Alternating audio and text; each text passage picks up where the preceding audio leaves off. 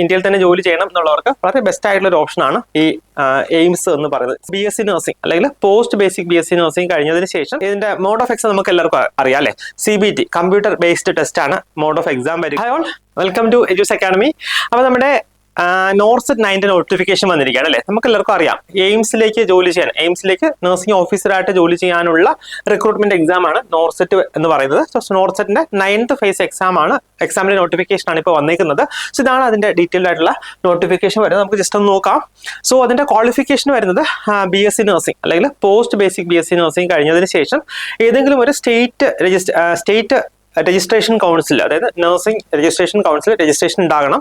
അതല്ല എങ്കിൽ diploma in general nursing and midwifery, അതായത് GNM പാസ്സായ കാൻഡിഡേറ്റ്സ് ആണ് എന്നുണ്ടെങ്കിൽ അവർക്ക് ഒരു മിനിമം ഒരു 50 ബെഡ് ഹോസ്പിറ്റലിൽ 2 വർഷത്തെ പ്രവൃത്തി പരിചയം ആവശ്യമാണ്. അവർക്കും ഈ പറഞ്ഞ പോലെ രജിസ്ട്രേഷൻ ആവശ്യമാണ്. സോ രജിസ്ട്രേഷന് ശേഷം അവരുടെ കോഴ്സ് കംപ്ലീറ്റ് ചെയ്ത് രജിസ്ട്രേഷന് ശേഷമാണ് ഈ 2 വർഷത്തെ എക്സ്പീരിയൻസ്, 50 ബെഡ് ഹോസ്പിറ്റലിൽ 2 വർഷത്തെ എക്സ്പീരിയൻസ് പറയുന്നത്.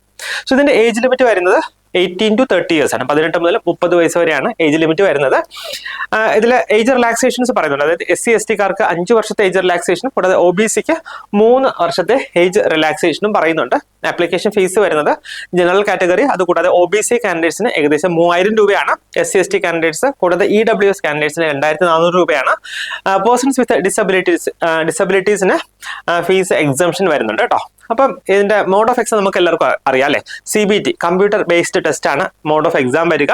2 സ്റ്റേജിലാണ് നമ്മുടെ നോർസെറ്റ് എക്സാം നടക്കുക. ഒന്ന് പ്രിലിമിനറി സ്റ്റേജ്, അതാണ് ഞാൻ പറഞ്ഞ 14th സെപ്റ്റംബറിൽ വരുന്ന എക്സാം.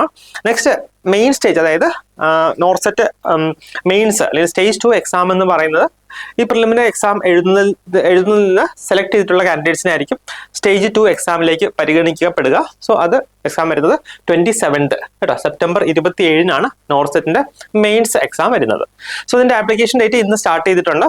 22 ജൂലൈ മുതൽ ഓഗസ്റ്റ് 11 വരെയാണ് നിങ്ങൾക്ക് അപ്ലൈ ചെയ്യാനുള്ള ഡേറ്റ് എന്ന് പറയുന്നത്. സോ ഇതിനു വേണ്ടി ലാസ്റ്റ് ഡേറ്റ് വരെ വെയിറ്റ് ചെയ്യേണ്ട, ഇപ്പൊ തന്നെ നിങ്ങൾക്ക് അപ്ലൈ ചെയ്ത് തുടങ്ങാം കേട്ടോ. നമ്മുടെ എയിംസിന്റെ വെബ്സൈറ്റിൽ പോയിട്ട് ഇപ്പൊ തന്നെ നിങ്ങൾക്ക് അപ്ലൈ ചെയ്ത് തുടങ്ങാം.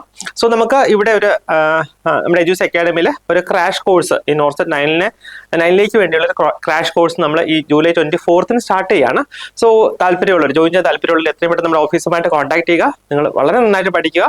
നമുക്ക് ഇന്ത്യക്ക് പുറത്ത് പോകേണ്ട, അതായത് ഇന്ത്യയിൽ തന്നെ ജോലി ചെയ്യണം, അതേസമയം കേരളത്തിന് പുറത്ത് പോകേണ്ടി വരും കേട്ടോ.